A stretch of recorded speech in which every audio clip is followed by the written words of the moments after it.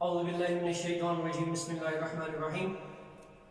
Dear students, السلام علیکم ورحمۃ اللہ. پچھلے لیکچر میں وحی کے حوالے سے ہم نے تھوڑی سی بریفنگ دی تھی آپ لوگوں کو. چونکہ قرآن کریم ایک ہی دفعہ نہیں نازل ہوا بلکہ تھوڑا تھوڑا کر کے نبی کریم صلی اللہ علیہ وآلہ وسلم پر تھوڑا تھوڑا وحی کے ذریعے نازل کیا گیا. چونکہ اس ٹائم سورسز نہیں تھے کہ ان آیتوں کو ایک کتابی شکل دی جائے اور اس کو اس طرح کے قرآن کی شکل میں لے کے لایا جائے. تو نبی کریم صلی اللہ علیہ وآلہ وسلم نے زور دیا سارا حافظے پر، اور جتنے بھی اصحاب کرام رضی اللہ عنہ تھے اس ٹائم سب کو ون بائی ون کہا گیا کہ ان کو حفظ کیا جائے، اور قرآن کو حفظ کرنے کی کوشش کی گئی.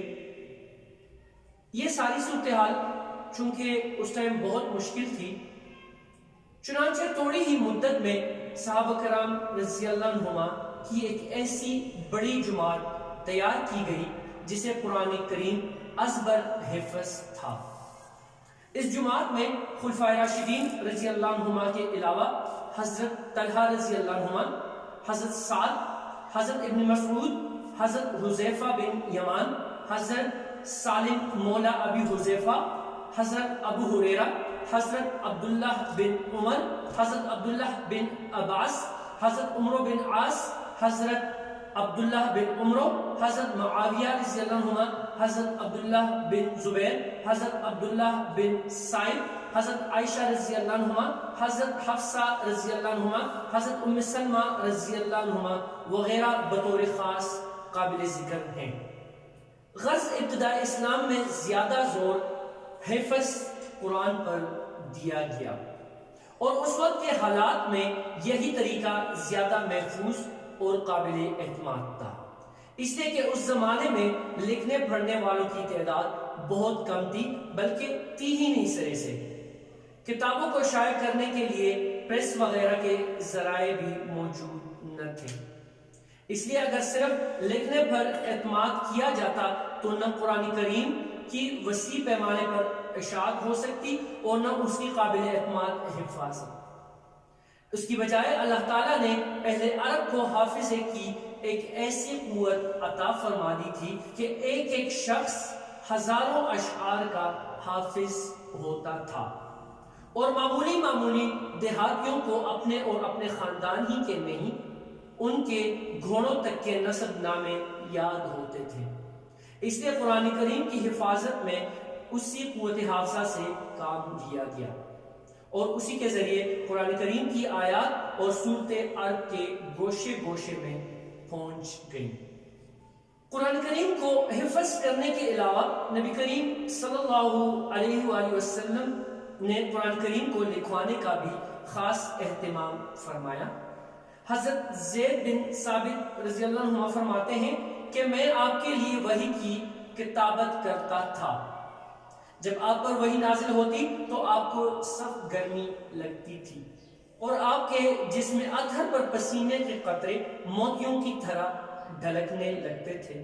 پھر جب آپ سے یہ کیفیت ختم ہو جاتی تو میں مونڈے کی کوئی ہڈی یا کسی اور چیز کا ٹکڑا لے کر خدمت میں حاضر ہوتا.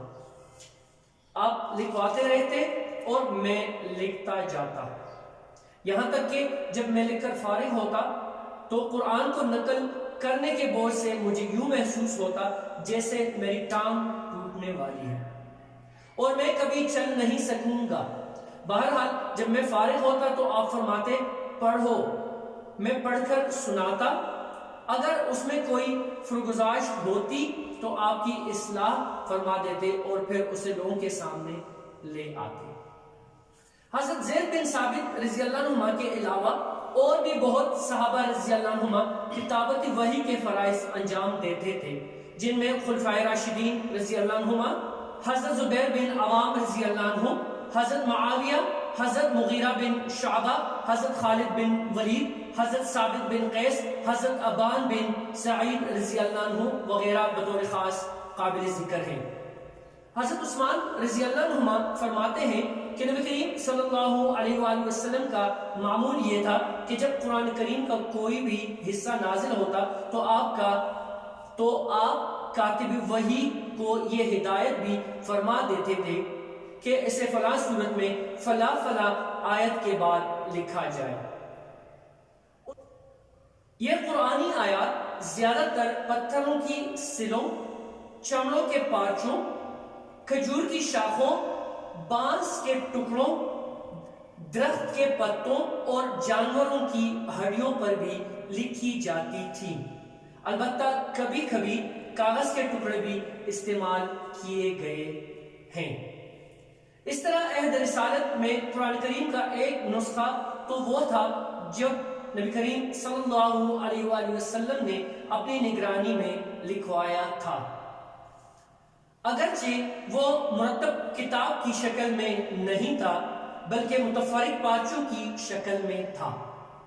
اس کے ساتھ ہی بعض صحابہ کرام رضی اللہ عنہم بھی اپنی یادداشت کے لیے آیت قرآنی اپنے پاس لکھ لیتے تھے، اور یہ سلسلہ اسلام کے ابتدائی عہد سے جاری تھا۔ چنانچہ حضرت عمر رضی اللہ عنہ کے اسلام لانے سے پہلے ہی ان کی بہن اور بہنوئی کے ایک صحیفے میں آیات قرآنی لکھی ہوئی تھیں۔